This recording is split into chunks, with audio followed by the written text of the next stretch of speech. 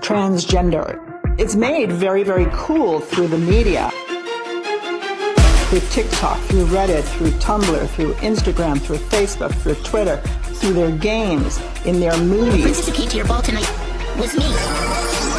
Why are they all doing this simultaneously? I am a former public school teacher of 15 years. Our public schools have changed. 5 years ago, there was no students that were identifying as non-binary. Gender fluid was not something that we even knew about. If I were to explore with a person about why they believe they're in the wrong body, my license would now be under threat. When I told the therapist, I think I might be transgender, but I don't really know and I need your help. He affirmed me immediately. Immediately, she affirmed me as a transgender woman. These kids are getting put on puberty blockers like after the first visit, or they're just getting pushed through this pipeline of surgery.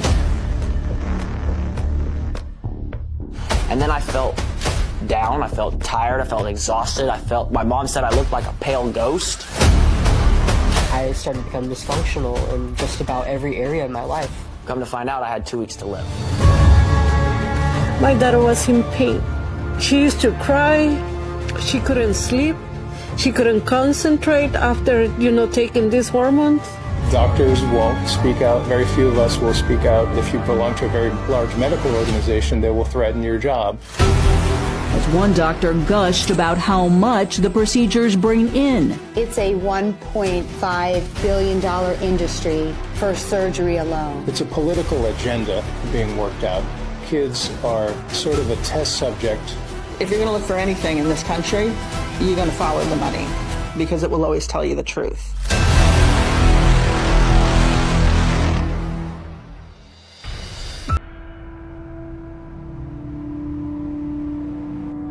So here, Newsom is worried about kids from other states coming here to get gender surgery. But watch and see what kids who actually live here have to go through to get off the bus and to get to school. Get home safe. Get home safe.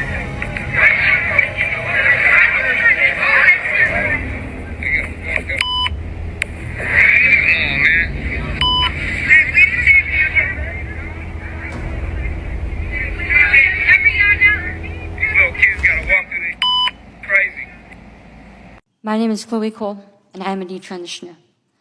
Another way to put that would be, I used to believe that I was born in the wrong body, and the adults in my life whom I trusted affirmed my belief, and this caused me lifelong, irreversible harm. I speak to you today as a victim of one of the biggest medical scandals in the history of the United States of America. I speak to you in the hope that you will have the courage to bring the scandal to an end and ensure that other vulnerable teenagers, children, and young adults don't go through what I went through. At the age of 12, I began to experience what my medical team would later diagnose as gender dysphoria.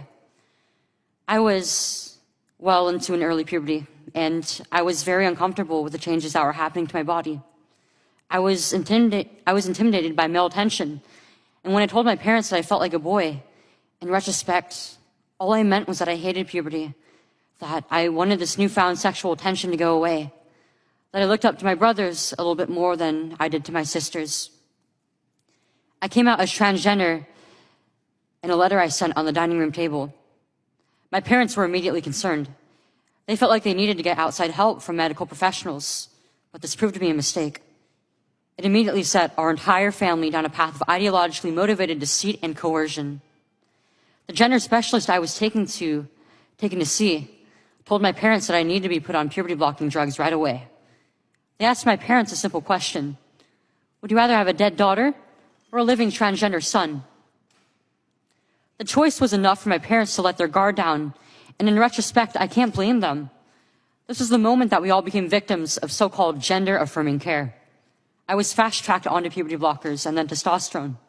The resulting menopausal-like hot flashes made focusing on school impossible.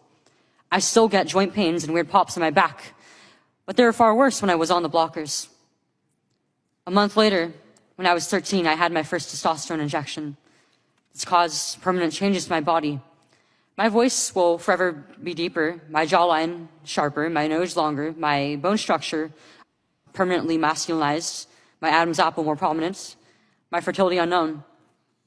I look in the mirror sometimes and I feel like a monster.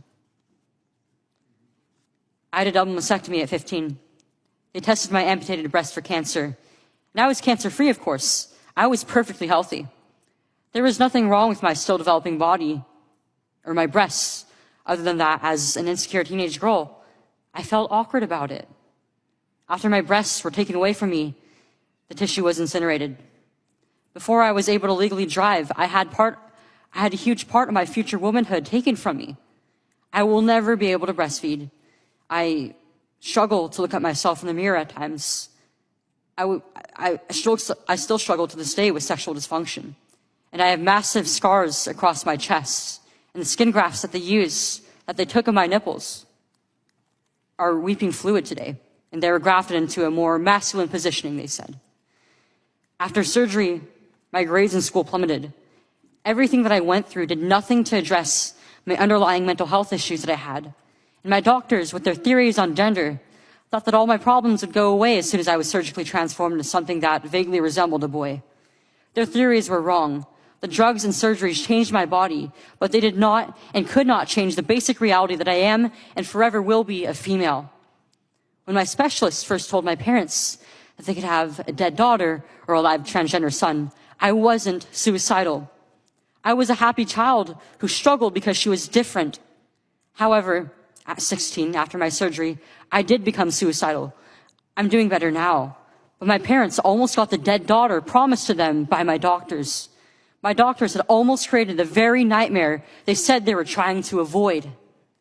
So what message do I want to bring to American teenagers and their families? I didn't need to be lied to. I needed compassion. I needed to be loved. I needed to be given therapy to help me work through my issues, not affirm to my delusion that by transforming into a boy, it would solve all my problems. We need to stop telling 12-year-olds that they were born wrong, that they are right to reject their own bodies and feel uncomfortable with their own skin. We need to stop telling children that puberty is an option, that they can choose what kind of puberty they will go through, just so they can choose what clothes to wear or what music to listen to. Puberty is a rite of passage to adulthood, not a disease to be mitigated. Today, I should be at home with my family celebrating my 19th birthday, and instead I'm making a desperate plea to my elected representatives. Learn the lessons from other medical scandals like the opioid crisis, to recognize that doctors are human too, and sometimes they are wrong. My childhood was ruined along with thousands of detransitioners that I know through our networks. This needs to stop. You alone can stop it. Enough children have already been victimized by this barbaric pseudoscience. Please let me be your final warning. Thank you.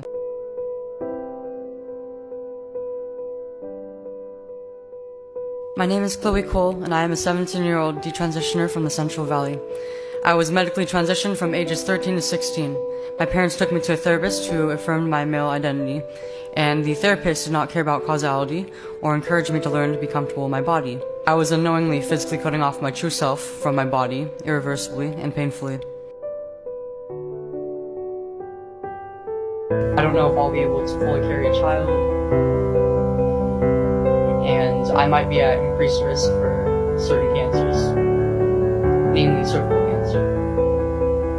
And because I do not have my breasts, I no longer have breasts, I'm not able to breastfeed whatever future children I have.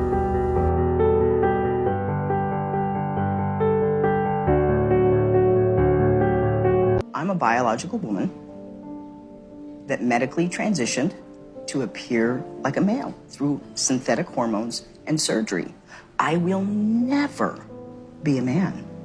Is it transphobic for me to tell the truth? Why is it that in a couple hundred years from now, if you dug up my body, they're gonna go, yeah, that was a woman, had babies. Can you tell me about the procedures that you had? I've had 7 surgeries. I've had 1 stress heart attack.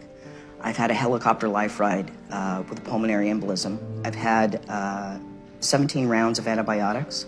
I had 6 inches of hair on the inside of my urethra. for 17 months. Nobody would help me, including the doctor that did this to me because I lost my insurance. I get infections every 3 to 4 months. I'm probably not going to live very long. Was there any real discussion of the risks and the side effects? And No, there's not. And I know that people want to think that there is, but there's not. The truth is that medical transition is experimental. We have studies that said that medical transition helps mental health with kids. They've all been retracted, modified, changed. But the only long-term study tells us 7 to 10 years is when transgender people are the most suicidal. After? After surgery. But that's transphobic to say. For the first time in history, a marginalized group has a huge dollar sign on the top of their head. We have 5 children's hospitals in the United States promoting that. What? That's a phalloplasty. That's a bottom surgery. Okay, so basically, I went with radial forearm phalloplasty, so RFF. Went with my arm, so they took a graft from my arm, and that is what they used to build my... And then they took a graft from my thigh and replaced it and put it on my arm. So that's my arm, and this is my leg. The reason that we went with my arm instead of my leg, because I initially was going to go with my leg because I didn't want the arm scar. My surgeon basically, we did like a pinch test, and my surgeon was like, you have too much fat in your thighs. And if we were to go with your thighs, you would have a Coke can. How big is a Coke can? I think you can imagine. Some guys want that, that's great, that's fine. For me, as far as carrying that around in my pants all day long, being able to use it, being able to function, that's just not the size that I wanted. Also, the arm it had a better success rate than the leg when it came to functionality, feeling sensation. That was a really big thing for me. Like, yes, I had bottom dysphoria, but at the same time, I wasn't willing to have the surgery if I wasn't gonna have sensation. And I knew that was a big risk. So to have the best chance of getting full sensation, or as much sensation as possible, I chose the arm. Your arm has a lot more sensation, a lot more feeling in the nerves than your thigh does. So they took, I guess I'll show you this. I don't know if you can see, but they took this from this scar right here. They went in and they took a vein so that I have blood supply. So I actually do have a heartbeat, or I have a pulse. In the hospital, they were using an ultrasound, and I had a little pulse. So it's live, gets blood flow, and then also they took a nerve so that I can feel. I'm really giving the Reader's Digest version of all of this, but yeah. I'm really happy with my size. I'm really happy with the sensation, and it just keeps growing. The sensation just keeps coming in. I can feel tactile sensation. I can feel erotic sensation. I can feel temperature. I can feel like pressure. Like, it's...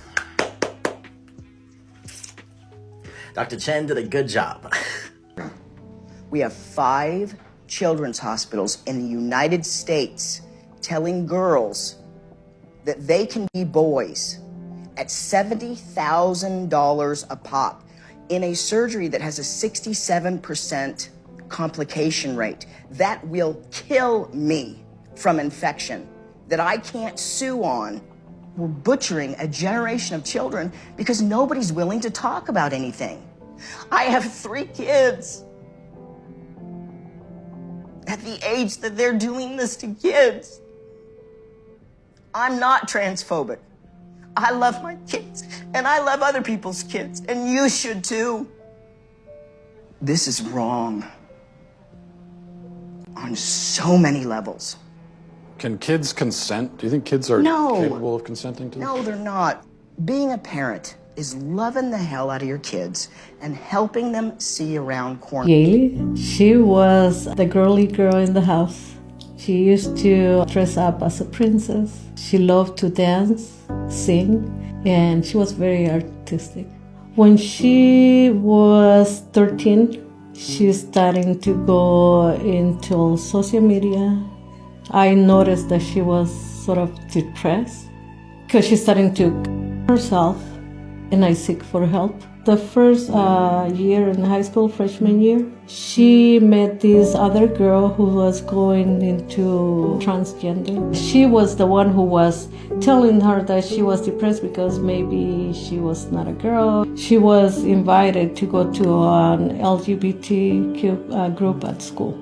I didn't know about it. She asked everybody in the family to call her Jay. So I did. Jay, okay, we called you Jay. If you're happy, we call her Jay. She was not happy. And then she came up with Andrew. And that's when DCFS was involved. Because I didn't support all the changes that she was telling everybody, that she was transgender and she was in the process of it. When DCFS was involved, the school psychology wrote a note saying that my daughter was better off out of my home because we were not supportive towards the change. She was 16 years old when she moved out. I didn't have any support from school. I didn't have any support from anyone. I was the bad guy. And even though I talked to them about the depression, they didn't care about that. It didn't matter. I don't know if I was clear the first time when I said it, so I'll be clear again this time. Okay. My gender is... And my pronouns are... Oh boy, pun not intended. The Bible says that God is not the author of confusion.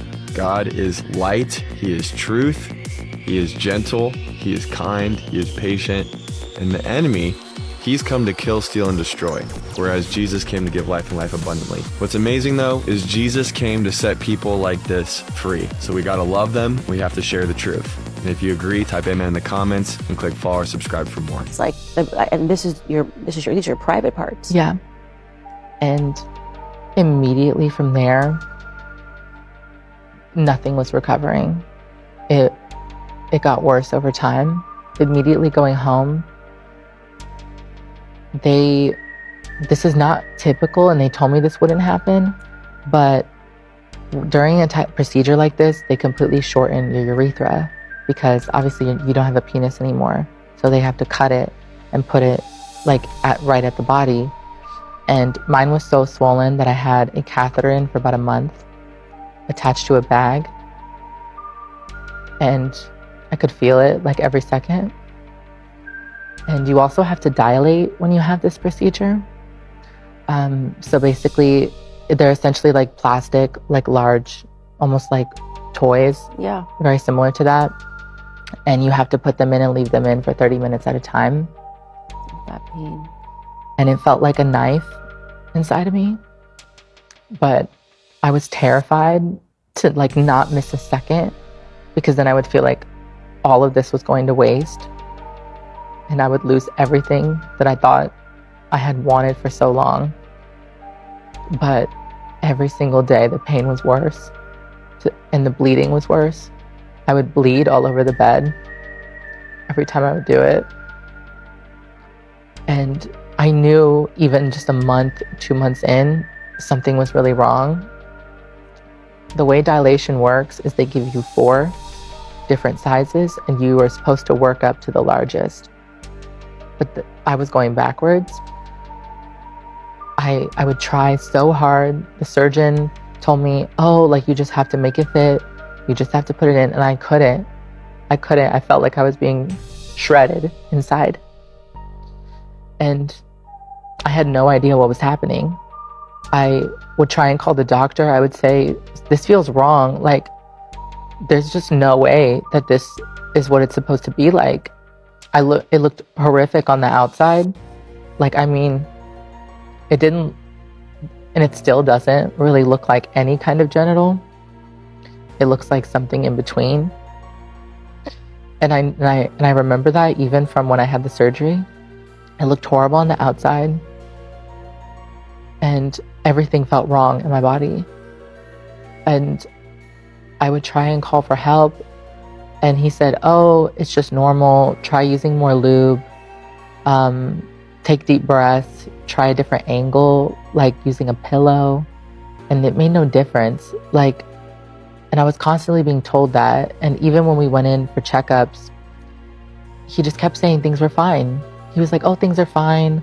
My mom would be there. He was like, oh, this is fine. And I would ask questions. I'm like, what about this pain? I'm still bleeding. I'm still having discharge coming out. I'm still in so much pain. Even 2 months later, I would walk and it would feel like there was a brick right here. It was just nonstop pain. And he said, oh, it's fine. It'll go away.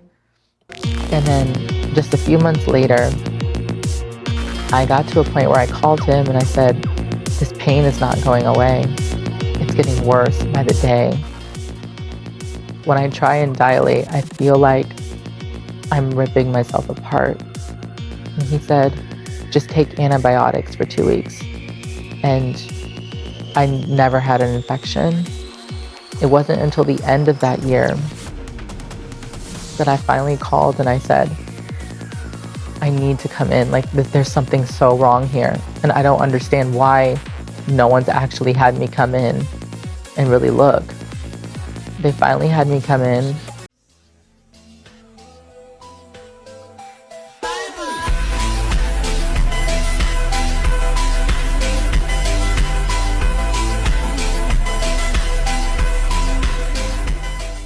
The harsh reality of bottom surgery for male to female people is that, first of all, the results are not likely going to be perfect.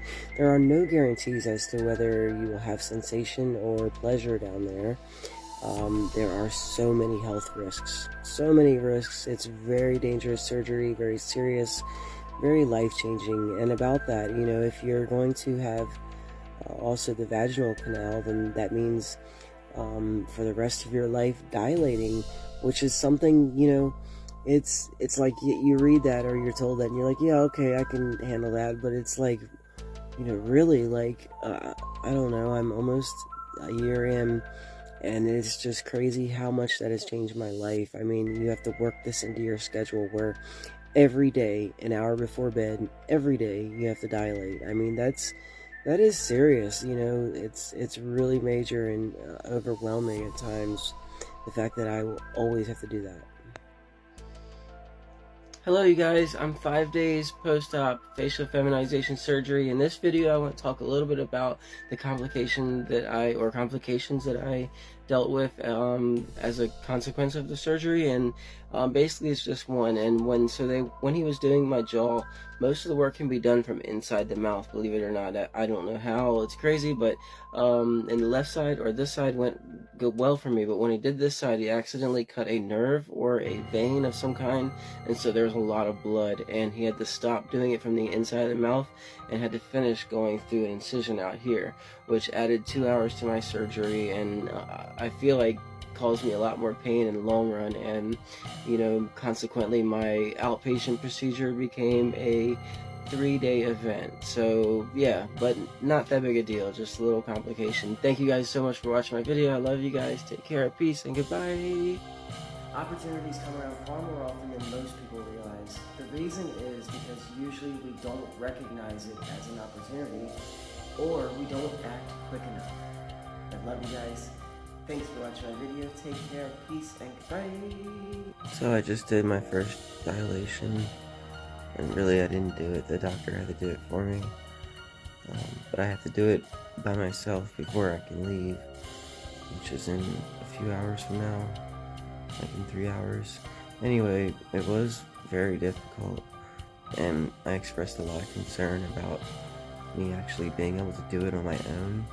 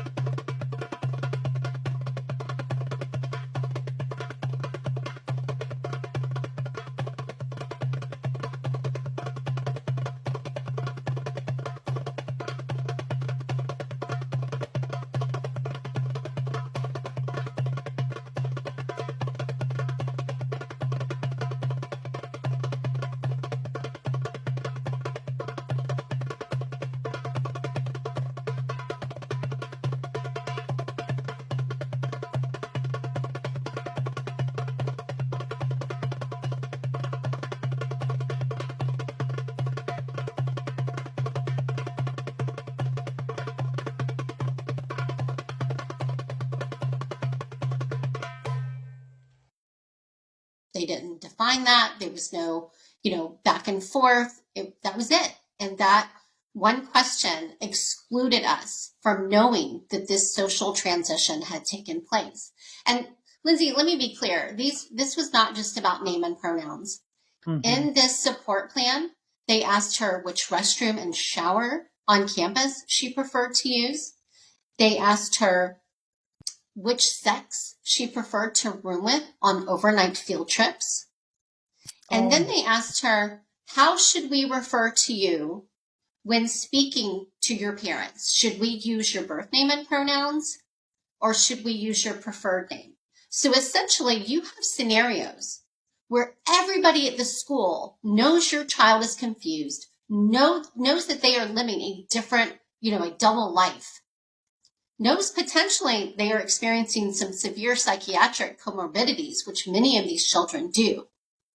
And the only people in the dark are the parents. Before we begin, let me ask you one serious question. Nickelodeon, why are we Jankro? This screenshot was taken from a recent episode of Transformers. Earthspark, an animated series that is on Nickelodeon right now. Children cartoon. But it's not the cartoon that's we're watching right now. It's this character. Well, all of this episode right here. So all of this episode. I think it's season 2, episode 13. I think. So reason why this will go viral right now, because this transformer right here identifies as they them.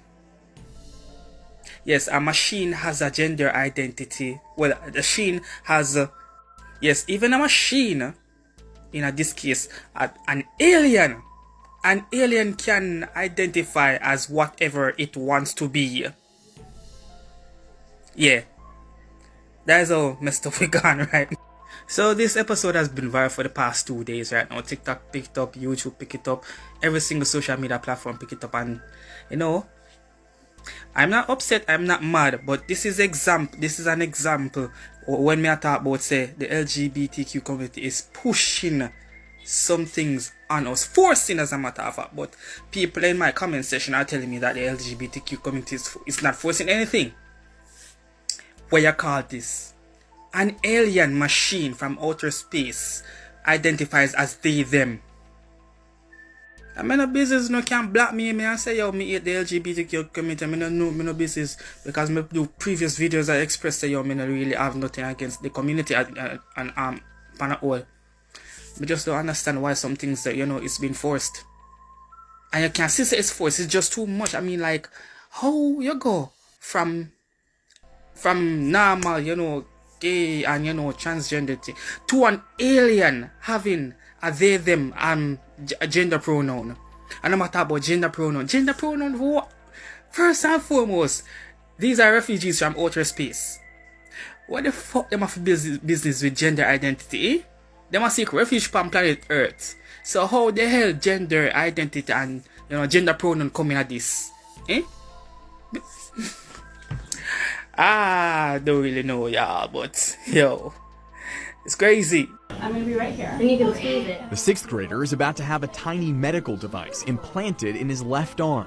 Cut this up. Jack's dad and mom are at his side. Oh jeez, I'm really terrified. Jack, it's just in your head. Hey, Jack, relax. Meredith's gonna put some more numbing to make sure that it's all numb, okay? The implant stops female puberty and will keep Jack from growing breasts. There you go.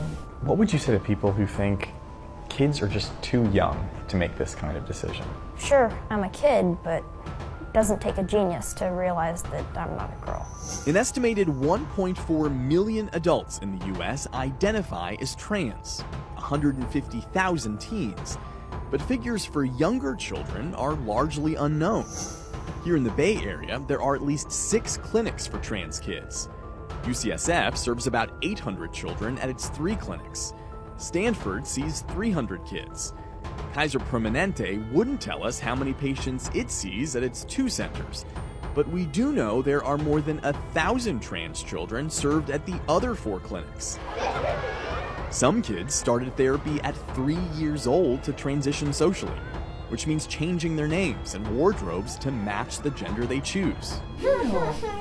Which brings us back to Jack. It's been more than 2 years since a medical implant began pausing his puberty. It went really well. It's in there, and you know what? It's working right now. Doctors recommend kids get off puberty blockers by the time they turn 14, which means Jack will soon have to decide whether to start taking testosterone to blend in as a boy, or get off the drugs to restart puberty as a girl. Why would I ever want to go back into that shell? Because I know deep down inside I am a boy. And I know I won't change my mind because being a boy is the best thing that's ever happened to me. Like, why would I ever want to be a girl again? Because I know that's not me. Laura Vanderboopin's the name, and I just joined your workforce.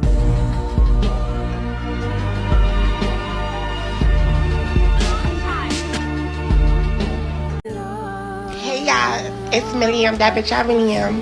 So I'm just coming here with a little update because I never really get out of vlog because I'm gonna do it on my own time. But if you don't know, I got robotic vaginal plasty surgery, which is for a lot of trans individuals. Basically they took my genitals, male genital, and surgically enhanced it into a female genital. You know, so I have a vagina now, and I'll be 2 months post-op next week. Yeah, 2 months post-op next week. I'm feeling great. I feel like I look great. I'm just getting back to myself day by day. The pain has went down to us out of 1 to 10. I would say pain is now. I would say my pain is a 5, 4, 4 or 5. Let's say that's like 4, 5. I currently have to dilate 3 times a day, 15 minutes each. If you don't know what dilating is, I put comment down below, and I will do a separate video for that, I guess, to educate those who doesn't know. So I take a medical dildo and sit in me 3 times a day, 15 minutes. I just moved up a size, and now I'm on size blue, which is pretty big. It's not that big, but it's average, over a little average. Swelling went down so much. I mean, compared to when I went home. I came home last month. I was so swelled up. Like, it just everything looked weird down here. But now she's healing and she's forming and she's looking very beautiful. I can't wait to pop her. But I will show you guys like a little peek of me. You know, you can see camera tone shit. But overall, I'm very like happy now. I'm complete. That was one of my biggest surgeries. I always, when I said before I turned 20, I'm 20. So I said, by 21, I'm gonna be a fully transition woman, you know. And after that, at 20, that's one go down. A couple more to go. But thank you for everyone who's supporting me along the way. Like my real genuine people who support me and happy for me. I really appreciate it because, you know, I think a lot of people have been misconstrued, and I'm really a very genuine person, and outside of like, I feel like my transition, I'm still a person, period, with feelings. And I also feel like a lot of people judge a book without reading its cover. No. That sounded so dumb, but scratch that. Anyways, here's a little sneak peek.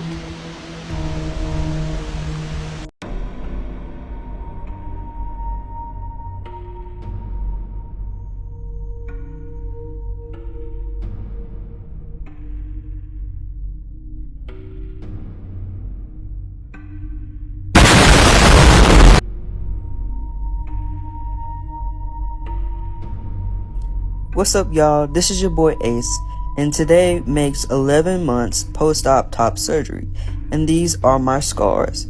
My scars are looking pretty bad right now. I had several injections into them to help flatten them, and as you can see, around the skin is starting to turn white. So hopefully that will go away. I don't know. I'm not sure. It all depends. If not, we're just gonna tat over it. Flex.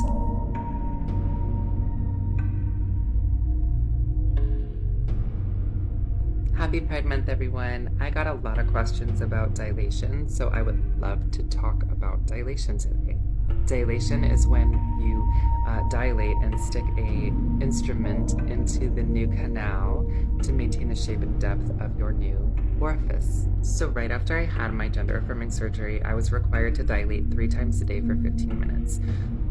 After about 6 months, I believe I was able to go down to twice a day for 15 minutes, and then after a year, it's once a day, every day for 15 minutes. Now, after 7 years, though, I get very lazy with it, and I go like months without dilating, and I'm okay.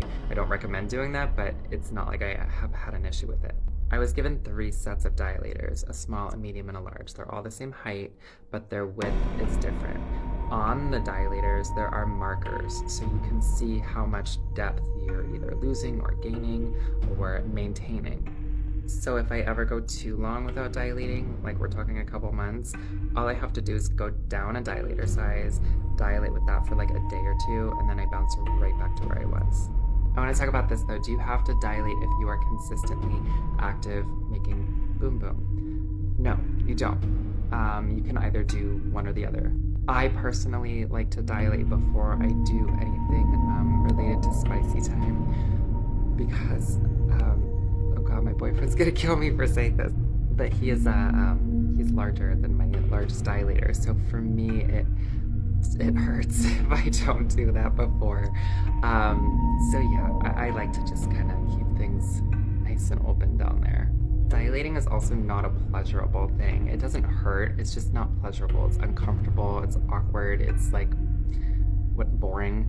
A lot of people always act like, oh my gosh, oh, ooh, and it's like, no, don't get your hopes up. It's not like exciting. There are plenty of other things we can do that are pleasurable and exciting, but dilating is just, it's very medical.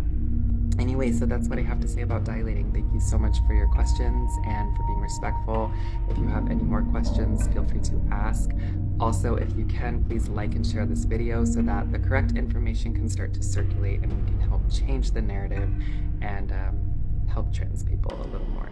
I love you guys so much. Stay safe, stay beautiful, and happy Pride. So in my case, dilating is where you put a dilator, which looks like an adult toy, but this is like a hard piece of plastic, and it goes into your canal, and there's a series of 4 of them, and they get larger, and they're color-coded. And what happens is you're going to put that up the canal for about 10 minutes a day, 3 times a day, and then it gets less and less as it goes, as the year progresses. I'm currently at the 3rd one, so yeah. But if you do have a partner, then you do not need to dilate as much if you are sexually active. Unfortunately for me, I have been having surgery back to back to back, so I dilate because I'm in pain from something else, so it's really hard to be sexually active. So if you are thinking about getting the surgery or know somebody that is, that's something they should know. I hope I answered your question. Y'all asked, so today I'm going to be answering questions about my medical dilators. Once again, TikTok, these are medical devices. Don't even fucking try it. Okay, so since I am a transgender woman who has a custom coochie meow meow, I had gender reassignment surgery. I have to dilate my punani every day. Only for the first year after surgery though. I had my original bottom surgery over a year and a half ago now, so I shouldn't even have to be dilating every day still. But I had some complications after the first surgery, and last month I had a major revision which made me have to start dilation all over again. Why? But it's okay. it's really not that bad. Anyways, time for the questions. First, why do I even have to use these fucking dilators? So when you create a man-made coochie, the hole is brand new, and at first your body doesn't recognize what it is, so it gets really, really tight. So that's why we have to dilate every day for the first year to keep it open and healthy and functioning. And after the first year, you only have to do it once a week for the rest of your life technically, but intercourse also counts. So it's really nothing. Next question, what are they made out of? A lot of y'all think they sound like wood. They're not made out of wood. They're made out of rigid plastic. They're very hard. Next question.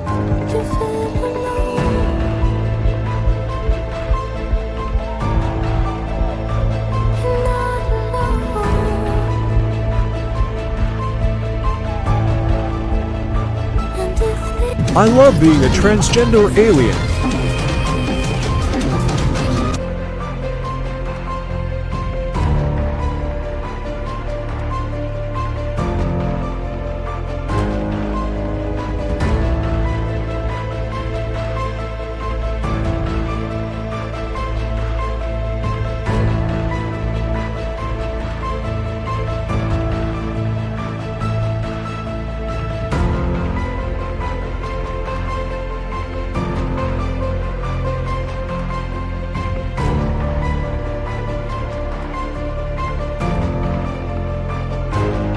My name's Hayden, and this is Pre-T. My name is Hayden, and this is my voice 2 weeks on T. Hi, my name is Hayden, and this is my voice 1 month on T. Hi, my name is now legally Hayden, and this is my voice 6 weeks on T. Hi, my name is Hayden, and this is my voice 2 months on T. Hi, my name is Hayden, and this is my voice 10 weeks on T. Hi, my name is Hayden, and this is my voice 3 months on T. Hi, my name is Hayden, and this is my voice 4 months on T. My name is Hayden, and this is my voice 18 weeks on testosterone. Hi, my name is Hayden, and this is my voice 5 months on T. Hi, my name is Hayden, and this is my voice 6.5 months on T. My name is Hayden, and this is my voice 36 weeks on T. My name is Hayden, and this is my voice 48 weeks on testosterone. My name is Hayden, and this is my voice 62 weeks on T.